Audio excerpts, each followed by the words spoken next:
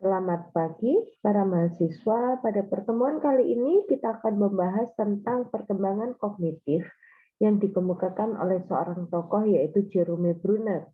Nah, Jerome Bruner ini adalah seorang psikolog yang memang beliau secara konsisten melakukan penelitian di bidang perkembangan kognitif. Kita akan melihat apa dan bagaimana perkembangan kognitif menurut Jerome Bruner.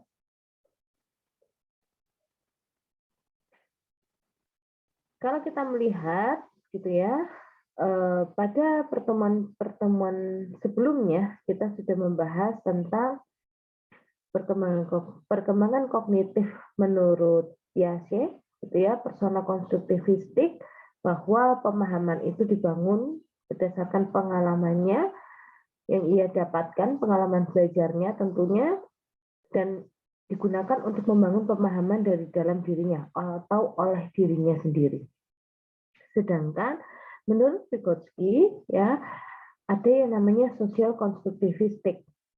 Nah, kenapa dikatakan seperti itu dengan teorinya yang terkenal yaitu sosial historis gitu ya, bahwa ketika seseorang itu ingin membangun pemahaman, maka dia membutuhkan dorongan, bantuan, dan pengalaman-pengalaman belajar yang ia dapatkan ketika dia belajar bersama atau melakukan aktivitas bersama dengan lingkungan sosialnya, atau didapatkan berdasarkan dari pengalaman bersama dengan lingkungan sosialnya. Sehingga pemahaman yang ia dapatkan, ia juga berdasarkan informasi yang ia bangun dari dalam dirinya dan juga berdasarkan pengalaman bersama dengan lingkungan. Kita akan melihat bagaimana menurut Jerome Bruner.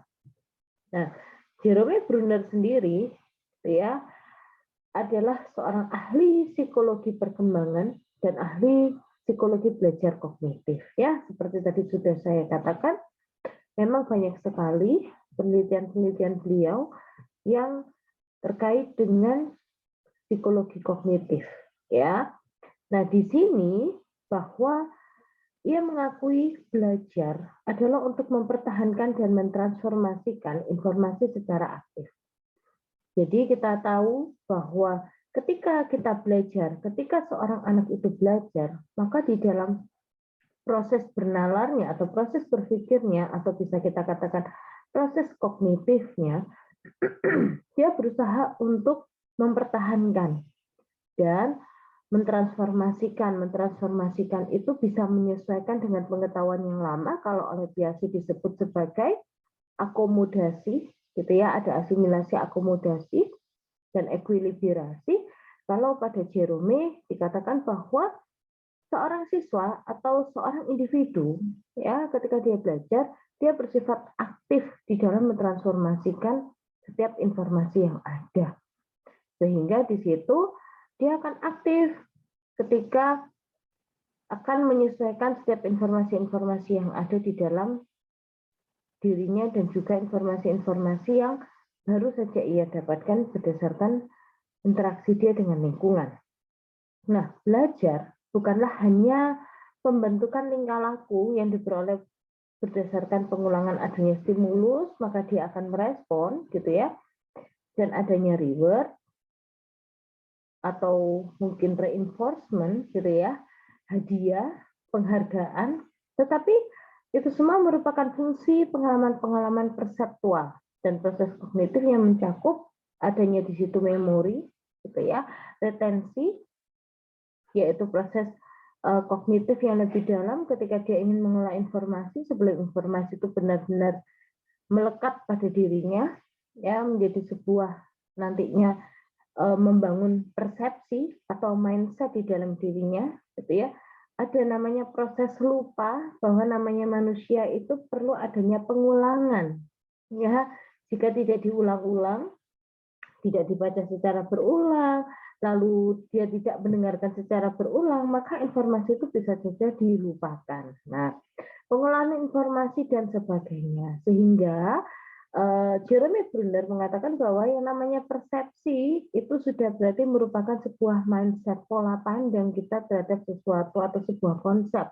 Itu bisa terjadi ketika kita dapat informasi lalu dikelola, gitu ya. Ada proses mengingat, memori, retensi, ya. Ada proses pengulangan, rehearsal, maka di situ sebuah konsep itu akan terbentuk. Seperti itu. Nah, belajar merupakan suatu kegiatan yang disengaja.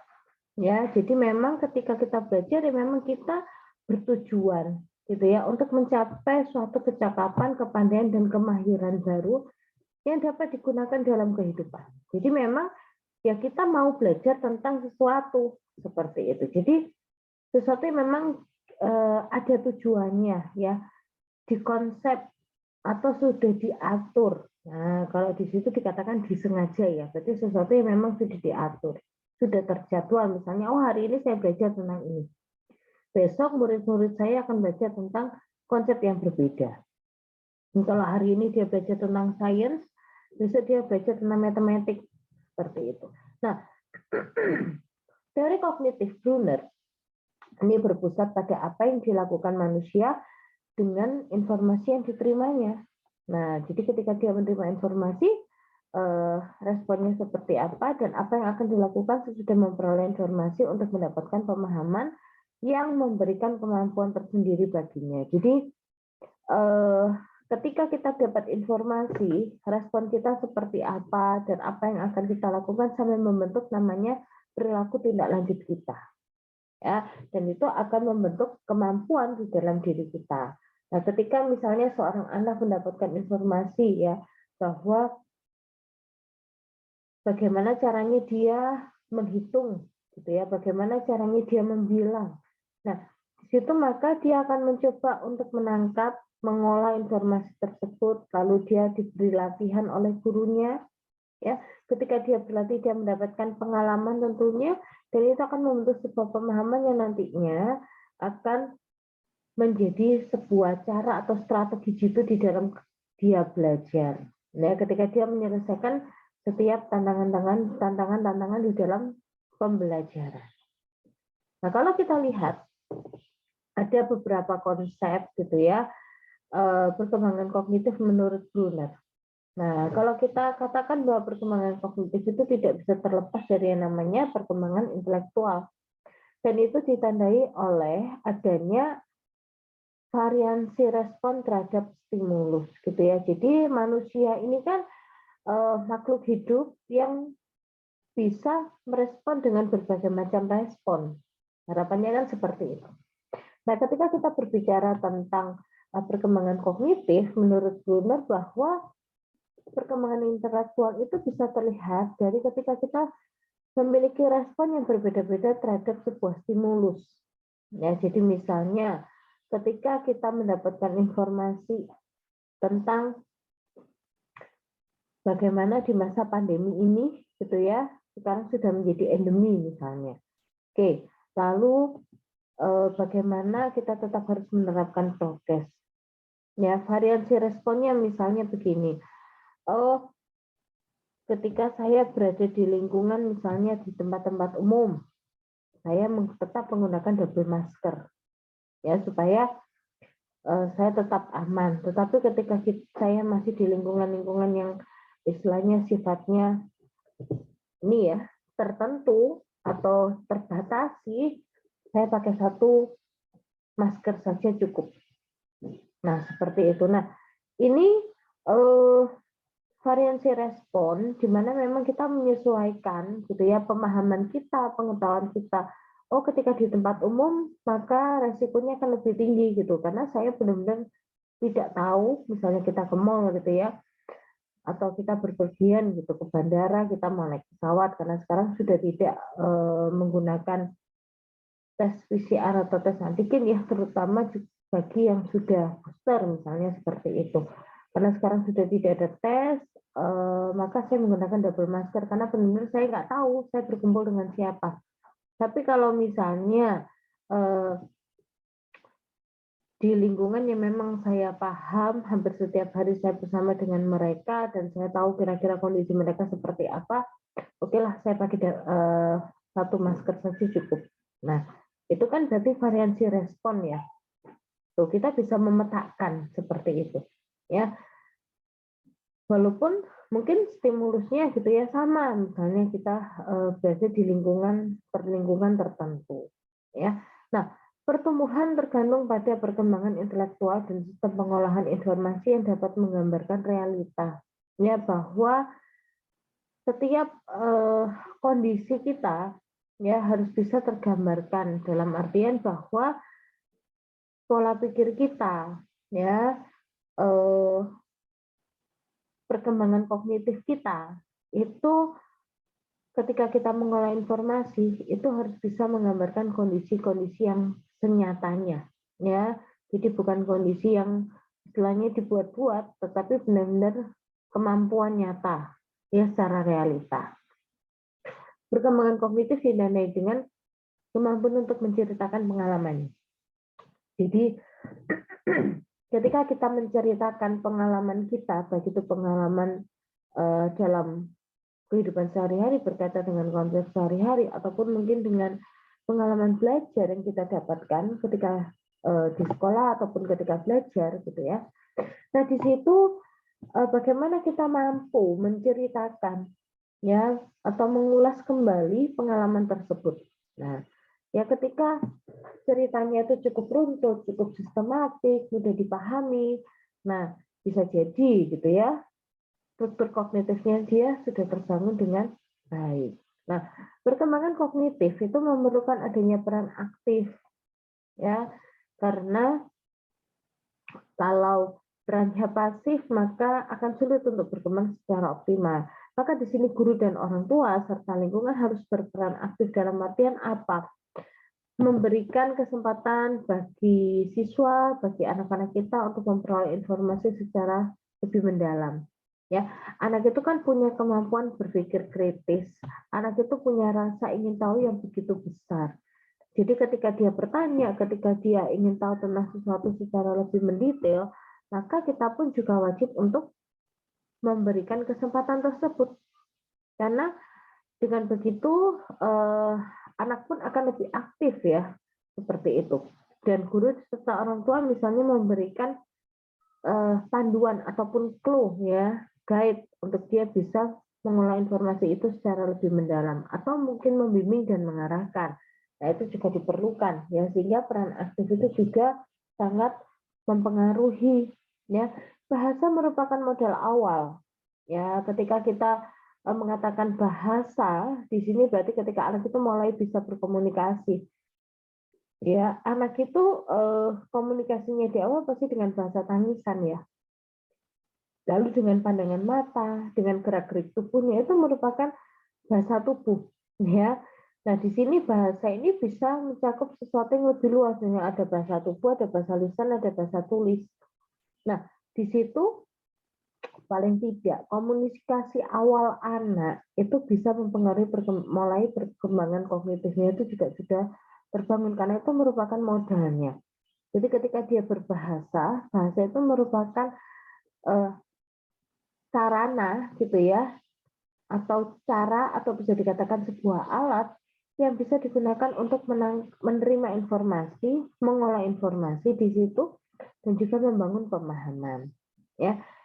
Nah, kemampuan kognitif ditandai dengan kemampuan untuk melaksanakan kegiatan secara berkesinambungan dan mengalokasikan perhatian di dalam melaksanakan setiap aktivitas. Nah, di sini dikatakan bahwa kita itu kan tidak bisa memilih ya, terkadang kita harus melaksanakan 2 atau 3 kegiatan sekaligus secara berkesinambungan. Nah, di situ akan terlihat bagaimana kita bisa memanage atau kita bisa mengatur ya di dalam menyelesaikan setiap kegiatan ataupun aktivitas itu secara bersamaan atau secara berkelanjutan. Misalnya nih, ya, oke, saya mengerjakan tugas puzzle, setelah itu saya mengerjakan tugas misalnya ya pada anak-anak usia dini ya ada puzzle, ada mewarna, ada menggunting.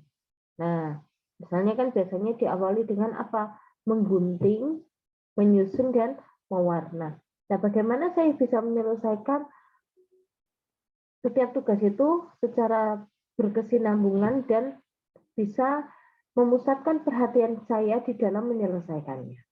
Nah, di situ akan terlihat gitu ya, oh anak ini bisa menyelesaikan tugasnya dengan cukup baik, walaupun terkadang mungkin secara kerapiannya masih kurang, ya belum optimal, katakanlah seperti itu. Tapi paling tidak, bagaimana dia proses menyelesaikannya dan bisa menyelesaikannya, ya kita tidak terpaku kepada outputnya gitu ya, yang penting rapi gitu, tetapi bagaimana proses dia menyelesaikannya. Nah, di sini ya kita melihat ada 4 tema perkembangan kognitif menurut Brunner. Nah, yang pertama ada yang namanya struktur pengetahuan. Ya, kita tahu bahwa pengetahuan itu kan disusun, ya. Pengetahuan itu disusun melalui proses adanya pengalaman dan menggabungkan dengan pemahaman yang sudah ada. Ya, jadi misalnya begini, oh kalau selama ini saya cuci tangan itu ya biasa. Tapi misalnya selama pandemi ini anak diberitahu gitu ya bahwa diinformasikan oh menurut WHO ini loh. Nah, ada tahapan-tahapan cuci tangan mungkin yang nantinya akan membantu gitu ya kamu untuk lebih terhindar dari segala kuman ataupun bakteri-bakteri ya ataupun virus gitu ya. Karena dengan langkah-langkah ini tanganmu akan menjadi lebih bersih seperti itu. Nah, kalau selama ini mungkin dia tahu misalnya, oh cuci tangan ya seperti itu, yang penting ada air mengalir, lalu ada sabun, lalu digosok-gosokkan dan dibilas selesai dan dikeringkan, gitu ya. Nah, kalau sekarang misalnya ada tahap menggosok, gitu ya, misalnya diputar-putar pada tangan, seperti itu kiri, kanan, gitu ya, pada telapak tangannya, pada celah-celah tangan, garis-garis tangan itu benar-benar dibersihkan, supaya apa? Lebih aman. Nah, itu anak harus memahami itu, gitu. Jadi nggak sekedar pokoknya sekarang kalau cuci tangan harus seperti ini. Karena ketika kita memberikan pengalaman secara langsung dia kita jelaskan lalu ayo nak dicoba misalnya seperti itu, maka itu akan menjadi sebuah pengalaman dan dia akan coba untuk mengasosiasikan atau menggabungkan dengan pemahaman yang sudah ada di dalam dirinya, sehingga dia akan berpikir bahwa oh iya ya ternyata dengan cara mencuci tangannya seperti ini saya rasakan tangan saya menjadi lebih bersih seperti itu. Nah, maka struktur pengetahuan di situ akan lebih terbentuk. Nah, yang kedua adalah kesiapan belajar atau readiness. Nah, kalau kita berkata tentang kesiapan, ya seringkali kan orang tua bertanya, kapan sih anak saya itu siap untuk benar-benar belajar yang sesungguhnya, ya. Nah, kita harus melihat readiness, ya kesiapan. Nah, ketika kita bicara kesiapan belajar, di sini adalah penguasaan keterampilan-keterampilan yang lebih tinggi lagi. Dalam artian, ketika anak sudah siap untuk mempelajari adanya teori, adanya keterampilan-keterampilan yang baru, atau mungkin yang lebih tinggi dari yang sudah dia miliki sekarang. Misalnya begini, kalau mungkin selama ini anak mewarna biasa. Lalu di TK itu biasanya ada teknik usap abur ya. Nah, anak-anak hari ini Bu Guru ingin mengajarkan kalian teknik mewarnai yang baru. Apa itu gitu ya namanya usap abur. Nah, Bu Guru memberikan contoh. Nah, kira-kira di situ kita sambil melihat ketika kita mendemonstrasikan, kita menjelaskan lalu meminta anak-anak untuk mencoba, kita akan melihat kira-kira kesiapan anak-anak kita tuh seperti sejauh apa untuk memiliki keterampilan dalam hal teknik usap abur. Nah, kalau kita tidak berikan kesempatan mereka mendengarkan, melihat dan juga mencoba, maka kita akan kesulitan untuk menentukan apakah anak itu sudah siap atau belum untuk memiliki keterampilan-keterampilan tertentu, ya. Maka dengan dia mendengarkan, melihat, lalu dia mencoba, maka di situ akan terjadi pengalaman yang nantinya bisa kita gunakan untuk melihat kesiapan anak itu sejauh apa. Yang ketiga adalah nilai intuisi. Ya, intuisi itu adalah keingintahuan anak yang begitu besar. Ya, anak itu memiliki sifat intuitif yang begitu tinggi ya. Jadi dia itu rasanya kok segala sesuatu itu ingin dia tanyakan. Jadi ya, bu guru, kenapa sih kok gambar gambarnya itu dibikin kecil. Kenapa sih Bu Guru ini kok misalnya gini ya, kenapa kok bulunya kucing dan bulunya anjing itu bisa berbeda ya Bu Guru? Nah, anak itu punya sifat intuisi yang berbeda gitu ya. Nah, di sini proses belajar tidak terlepas dari nilai intuisi ya. Pasti anak itu ingin tahu, dia ingin bertanya. Nah, di sini anak akan berusaha sendiri untuk menyusun pemahamannya tentang sebuah konsep tanpa arahan atau instruksi yang terarah. Jadi dia bisa jadi dengan dia bertanya, itu dia akan menyusun pemahamannya sendiri. Ketika dia bertanya, guru memberikan respon. Nah, jawaban dari bu guru itu akan membuat dia dapat menyusun pemahamannya sendiri secara terarah. Ya, motivasi belajar yang keempat. Nah, motivasi belajar ini diharapkan akan membantu seseorang untuk mau terlibat secara aktif di dalam proses pembelajaran. Yang namanya motivasi itu ada motivasi secara intrinsik dan secara ekstrinsik ya. Diharapkan kedua motivasi ini baik dari dalam maupun dari luar ini bisa bersinergi. Dalam artian apa? Dari dalam dirinya memang dia itu ingin gitu ya untuk mengembangkan dirinya. Dia ingin untuk belajar lebih lagi. Dia ingin untuk mengetahui lebih lagi. Rasa ingin tahunya terus dikembangkan. Sehingga itu akan menjadi sebuah motivasi yang cukup baik ya. Nah, lalu dari lingkungan memberikan fasilitas. Lingkungan memberikan dorongan berupa misalnya instruksi pembelajaran yang tepat, yang sesuai untuk anak gitu ya. Sehingga itu akan terus mengembangkan motivasi belajar anak. Nah, diharapkan memang motivasi ini akan terus terjaga. Namanya motivasi memang kadangkala up and down ya. Kalau ketika anak itu misalnya dalam kondisi dia sakit, bisa jadi motivasinya sedikit menurun karena fisiknya agak terganggu. Ya, dia dalam kondisi yang kurang fit. Atau misalnya mungkin secara emosional, ya misalnya dia habis dimarahi ibunya sebelum mereka sekolah, atau mungkin dia bertengkar dengan kakaknya, atau bertengkar dengan temannya ketika jam istirahat. Nah, itu bisa menjadi mengurangi motivasi anak dalam hal belajar. Maka biasanya di awal guru akan membangun mood ya atau emosi positif pada diri anak. Misalnya dengan yel-yel, mengajak mereka bernyanyi, bermain sebentar, gitu ya kalau di TK. Sehingga itu akan membangun motivasi mereka, ya meningkatkan emosi-emosi positif di dalam diri mereka. Maka motivasinya akan terjaga. Ya kita memang tidak bisa mengatakan bahwa pasti selalu 100%, memang tidak bisa. Ini kita saja sebagai seorang dewasa, kadangkala juga ada masanya ketika kita mungkin ingin rehat sejenak ya. Karena proses berpikir kita tuh juga tidak bisa kalau terus menerus gitu ya. Terus belajar dengan motivasi yang penuh atau dengan konsentrasi yang penuh katakanlah. Kita perlu rehat sejenak sehingga motivasi kita bisa terbangun kembali. Ya makanya kalau di sekolah ada jam-jam istirahat yang bisa membuat anak itu menjadi lebih refresh ya. Sama seperti komputer ya, tidak bisa digunakan terus-menerus, pasti harus ada waktu di mana dia di-refresh, di-shutdown, lalu nanti beberapa jam kemudian dia dinyalakan kembali, sama dengan proses berpikir kita. Ya, nah ada tahapan perkembangan kognitif menurut Brunner. Ya, pada tahapan ini anak itu akan belajar tahapan enaktif ya namanya ya 0 sampai 2 tahun. Nah, anak belajar memahami lingkungan dari apa yang ia lakukan. Contohnya, dia belajar naik sepeda, ya.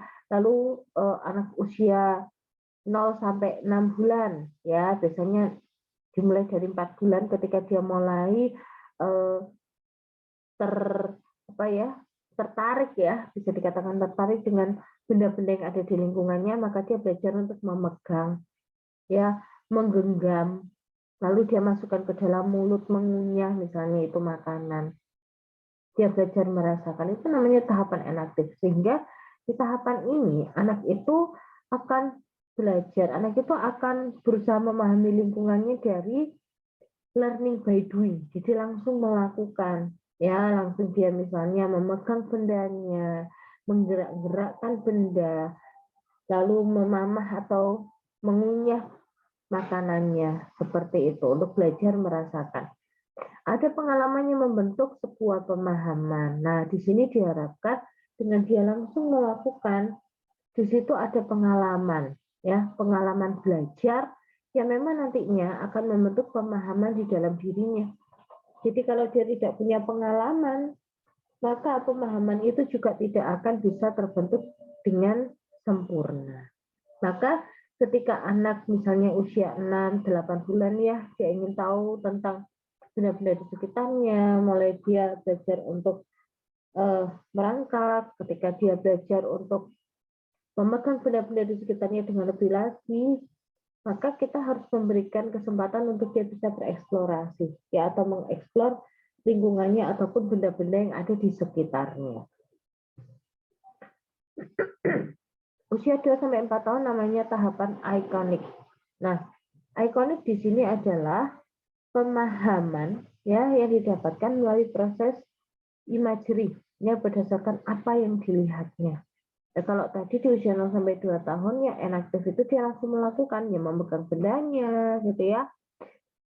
Lalu di sini adalah dia mulai berimajinasi. Ya, maksudnya apa imagery ini? Ketika dia melihat sebuah benda atau lingkungan atau sebuah fenomena, maka itu menjadi sebuah visual memori. Nah, memori yang didapatkan dari visual yang ia dapatkan dari lingkungan. Ya, secara visual informasi itu lebih didapatkan secara visual. Karena di usia 3-4 tahun anak akan lebih peka, lebih mampu mengamati lingkungannya. Nah, anak akan belajar dari apa yang diamatinya ya. Jadi misalnya kita mengajak mereka mengamati sebuah benda, Dik, lihat Dik gambar ini, misalnya seperti itu. Ya, di situ maka imajerinya dia akan lebih berkembang. Ya, jadi pengetahuan itu akan berkembang seturut dengan visual memori yang ia dapatkan. Ya, misalnya mengenal buah-buahan melalui mengamati buah secara langsung.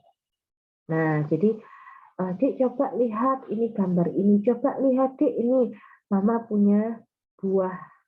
Nah, ini namanya buah apel, misalnya seperti itu ya, anak 3-4 tahun misalnya. Kita ajak dia untuk mengamati buah apel secara langsung. Nah, maka visual memorinya dia itu akan menangkap informasi dan benar-benar akan melekat pada dirinya. Ya, karena ia dapatkan secara visual, jadi dia melihat secara langsung benda nyatanya.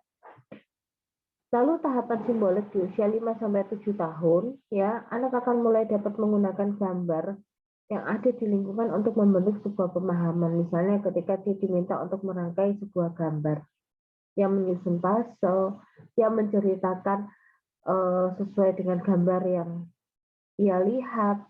Nah, di sini ketika dia misalnya menyusun puzzle, merangkai gitu ya menjadi sebuah rangkaian gambar, maka di sini ya tahapan simbolik itu akan berkembang di dalam dirinya. Ya, jadi karena pada tahapan ini anak mulai bisa lebih bisa mengimajinasikan. Ya, namun masih tetap butuh arahan dan bantuan maupun panduan ya secara lebih rinci. Nah, 3 proses ya informasi menurut Brunner. Yang pertama adalah kita memperoleh informasi, setelah informasi itu kita olah, lalu kita ada proses namanya checking. Ya, kita cek kebenaran atau keabsahan informasi tersebut. Nah, memperoleh informasi di sini adalah ketika informasi-informasi itu kita dapatkan, ya, informasi yang kita peroleh dari pihak eksternal atau di luar diri kita, secara sederhana diartikan atau dimaknai gitu ya sebagai sebuah pengetahuan. Nah, setelah kita memperoleh gitu ya, kita mendengarkan guru kita menjelaskan atau anak-anak mendengarkan kita sebagai gurunya itu menjelaskan, maka setelah itu dia akan memproses, dia akan mencoba untuk memaknai dan memahami, menganalisa, mengasosiasikan dengan pengalaman dan pemahaman yang ada di dalam dirinya. Ya, dia mencoba untuk mengklasifikasikan secara objektif. Misalnya gini, oh kalau buah-buah yang misalnya berwarna merah, oh ada apel, ada rambutan, maka dia akan bisa untuk mengklasifikasikan. Buah yang berwarna merah, nah sehingga ketika ditanya oleh gurunya, coba anak-anak sebutkan buah yang berwarna merah apa saja. Nah berarti dia sudah dapat informasi sebelumnya, gitu ya, dan dia sudah mengamati misalnya, oh kalau buah rambutan warnanya merah, buah apel warnanya merah, misalnya seperti itu. Ya, kalau misalnya buah pir warnanya apa? Nah, oh ada kuning, ada hijau misalnya. Ya, maka dia akan mencoba untuk menggunakan informasi yang dia peroleh untuk dia olah, ya, sehingga dia bisa mengklasifikasikan. Nah, setelah itu maka dia akan proses checking, ya, dia tes gitu, mengetes apakah informasi tersebut benar. Misalnya dengan respon yang ia dapatkan, benar, jadi buah-buah yang berwarna merah adalah misalnya seperti itu. Oh iya ya, ternyata benar informasi tersebut. Atau mungkin dia googling, ya, kalau anak sekarang kan sudah terbiasa menggunakan IT, ya, jadi dia googling gitu ya, dia lihat di YouTube. Bu guru, aku pernah loh lihat di YouTube ada yang namanya buah leci. Oh iya, nah, buah leci itu ketika dia belum matang warnanya hijau. Nah, ketika dia sudah matang berwarna merah. Iya, Bu Guru, tapi kok ada ya yang warnanya itu, warna kulitnya itu ada hijau dan campur dengan merah. Ya, memang ada yang seperti itu. Nah, maka di sini anak akan melihat keabsahan ataupun kebenaran, ya, informasi yang ia dapatkan dan yang telah ia kelola atau yang telah dia olah. Oh, ternyata buah-buah yang kulitnya berwarna merah itu tidak hanya apel, tidak hanya misalnya tadi ya rambutan, misalnya seperti itu. Nah, implikasi di dalam pembelajaran, ya, sebagai guru, ya, maka kita harus merencanakan proses pembelajaran yang berpusat pada masalah-masalah yang tepat untuk diketahui oleh siswa atau materi-materi yang dibutuhkan untuk dipahami oleh siswa baik secara kelompok maupun individu. Nih, jadi di sini gitu ya, kalau Brunner tadi mengatakan bahwa anak itu aktif loh, gitu ya, ketika dia belajar maka dia bersifat aktif. Maka di sini gitu ya, kita harus mencoba untuk mengatur, memanage, ya, biasanya kalau dalam proses pembelajaran kita atur dalam bentuk RPPH, ya, RPPM dan RPPH, dan itu diturunkan misalnya dari Promes, ya, sudah ada tema-temanya misalnya seperti itu. Nah, itu harus direncanakan dengan baik sehingga berpusat pada apa sih yang harus diketahui oleh anak-anak, ya, kebutuhan. Nah, berdasarkan kebutuhan siswa kita baik secara kelompok maupun secara individu. Lalu kita sajikan materi pelajaran yang diperlukan sebagai dasar bagi siswa untuk memecahkan masalahnya. Jadi kita berikan pemahaman-pemahaman dasar sehingga itu bisa digunakan untuk melakukan problem solving. Ya, misalnya begini. Ketika tadi misalnya nanti ditanya, jadi anak-anak nanti kalau misalnya anak-anak ditanya buah apa saja yang kulitnya berwarna merah, misalnya seperti itu. Ya, itu kan merupakan tantangan, ya, permasalahan misalnya untuk memecahkan masalah ketika dia ditanya misalnya buah apa saja yang kulitnya berwarna merah, karena kita sudah menjelaskan dia di dalam pemberian materi menggunakan fakta-fakta yang berlawanan, menggunakan hal yang sudah dikenali. Jadi anak-anak coba sih buah apa saja yang sudah kalian pahami selama ini, gitu ya, kulitnya berwarna merah. Tuh, apel, Bu Guru. Oke, apel ada yang berwarna merah. Apalagi sayang, ya. Misalnya itu Bu Guru rambutan misalnya. Oke. Nah, sekarang Bu Guru mau menunjukkan satu buah yang kulitnya juga berwarna merah. Apakah dia misalnya buah leci? Nah, seperti itu. Nah, di sini kita menunjukkan fakta-fakta yang ternyata ini ya ada sedikit berbeda, misalnya leci itu ada yang hijau dan merah. Nah, maksudnya pada kulitnya itu bisa saja menunjukkan warna hijau dan merah. Nah, di sini dia mendapatkan informasi berdasarkan fakta-fakta yang berbeda atau yang berlawanan dari yang ia pahami selama ini. Sehingga itu akan membantu dia di dalam menyusun pemahamannya, ya, dengan menggunakan hal yang telah ia kenal selama ini atau informasi yang telah ia miliki selama ini. Nah, kita harus memperhatikan gitu ya, 3 hal berupa cara yang enaktif ya, bersifat manipulatif. Maksudnya apa? Enaktif itu berarti kita memberikan stimulus ya bagi anak itu untuk lebih tertarik dengan benda-benda yang ada di sekitarnya. Karena dengan begitu dia akan langsung memahami benda tersebut atau melakukan sesuatu. Jadi kita mencoba untuk merangsang anak melakukan sesuatu, gitu ya.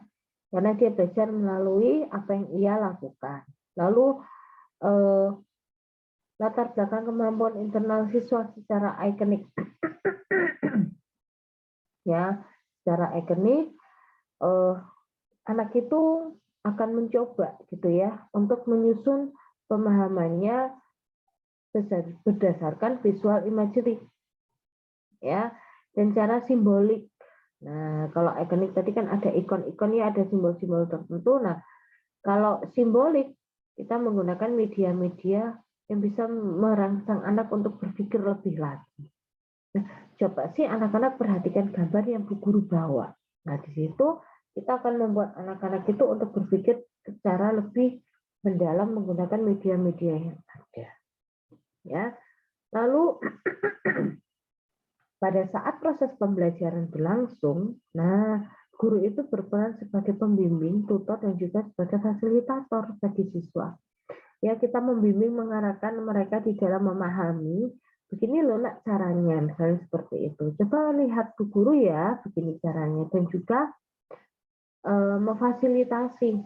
Nah, memfasilitasi itu kita berikan kesempatan anak-anak untuk berproses gitu ya dengan dirinya sendiri. Ya, dan juga lingkungan belajarnya. Maksudnya tidak selalu kita bimbing, tidak selalu kita arahkan atau kita tuntun, tetapi coba sekarang anak-anak mencoba ya mengerjakan tugas, nanti Bu Guru akan melihat. Nah, jadi mereka diberi kesempatan untuk menyelesaikan penugasannya sendiri. Ya, itu kita memfasilitasi. Berikanlah motivasi ya untuk terus mencari dan berpikir terhadap materi-materi yang dipandang belum diketahui. Ya, jadi coba siapa yang ingin tahu gitu ya tentang misalnya hewan-hewan yang bisa terbang di udara. Nah, di sini maka dia akan apa ya terangsang gitu untuk dia menggunakan informasi yang telah ia miliki selama ini atau pengetahuannya, dan juga dia apa ya kira-kira apa lagi ya kira-kira seperti apa ya. Nah, gitu ya. Sehingga di sini anak akan berpikir lebih lagi, dia akan mencoba untuk termotivasi gitu ya. Dia akan termotivasi dan dia akan mencoba untuk memahami secara lebih lagi. Ya, itu terkait dengan motivasi. Nah, kalau bisa disimpulkan di sini adalah proses perkembangan kognitif menurut Brunner merupakan proses aktif di dalam diri seseorang. Ya, dengan 3 tahapan tadi ya, enaktif, ikonik, dan simbolik. Nah, ketika mereka memperoleh dan mengelola informasi yang didapatkan dari lingkungan itu bersifat aktif prosesnya. Dan 3 tahapan ya, enaktif, ikonik, dan simbolik. Nah, Brunner melihat 3 proses perkembangan kognitif yaitu memperoleh, mengolah, dan proses checking.